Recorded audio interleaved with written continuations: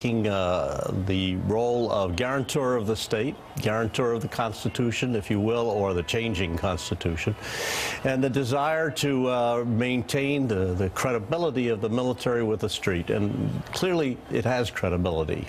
If the military comes out in full uniform on a palace platform somewhere and declares to the street with all the television power they have over there and says, Mr. Mubarak is going to Sharm el-Sheikh on permanent leave. He's not going to be our active president anymore. He's not leaving the country.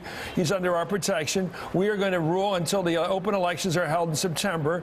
Mr. Suleiman, the designated VP, will be the head of government.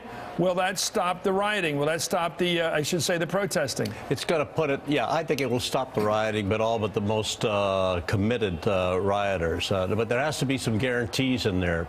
People are fed up with the promises of government in Egypt. They want to have some concrete steps taken, such as changing the Constitution so the political process can take place, opening the door for all parties to have discussions and be a part of the decision-making process. What about in this country in our decision-making process? I don't think I've ever heard of this happening before. The UN ambassador, Susan Rice, apparently openly says we got to get rid of Mubarak. Meanwhile, Tom Donilon, the head of the National Security Council, director and of the Secretary of State, Hillary Clinton, both say no, slow down on this. Stop pushing this guy so publicly. Let him make the move.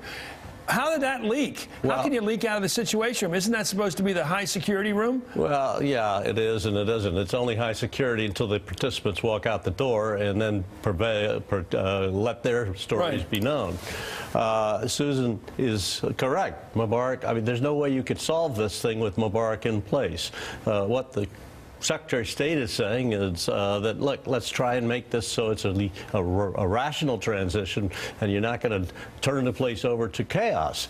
I don't believe it will go into chaos, but they've got to be a little bit more forceful in the kinds of steps that they take now to prove to the people of Egypt that Mubarak's not coming back. This is the end of this particular regime. You know, my concern trying to figure out what's best for us, best for Egypt, best for our relationship with that part of the world, like most Americans, I'm thinking, could it be that Mubarak has one point? You don't let a mob pick a government.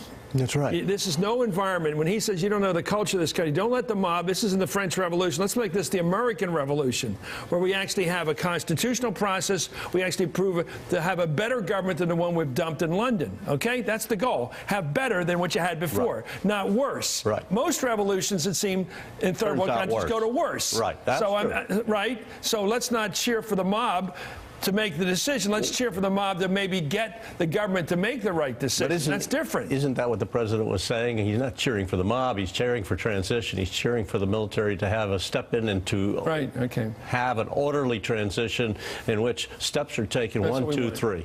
Yeah, it seems to me that cooling it down, get the people off the street, have a military sort of hammer that says we're going to have calm for 6 months. That's the protector of the peace.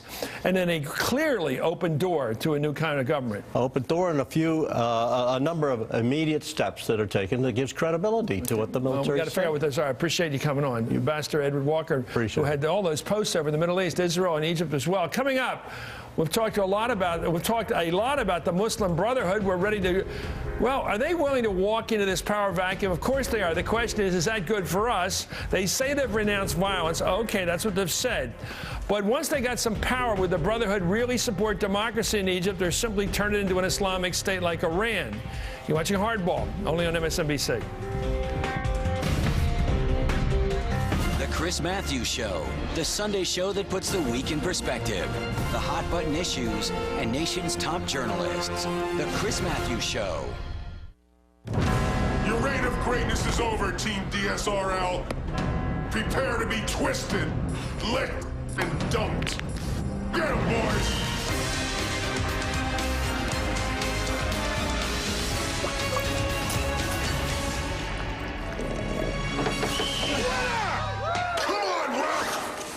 McEnroe? I thought you retired. This isn't the end! You are a business pro, executor of efficiency. You can spot an amateur from a mile away while going shoeless and metal-free in seconds. And you rent from National.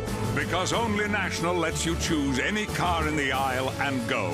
You can even take a full size or above and still pay the mid-size price. Now this will work. Just like you, business pro. Just like you.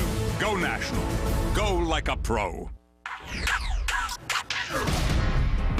How's President Obama doing? Well, it depends who you ask. According to the Gallup poll, the president's approval ratings are the most polarized of any president 2 years into his presidency. Democrats think he's great. 81% approve of the job the president's doing, but only 13% of Republicans approve of the job he's doing. That's a wide gap, 68-point gap, actually. It's the biggest of any president at this point in his term, and the fourth largest in history. Only the fourth, fifth, and sixth years of the George W. Bush presidency had bigger gaps between the parties. We're getting used to this gap, ladies and gentlemen, between Democrats and Republicans and what they think of a president. We'll be right back. Homeowners, rates have been going up, but you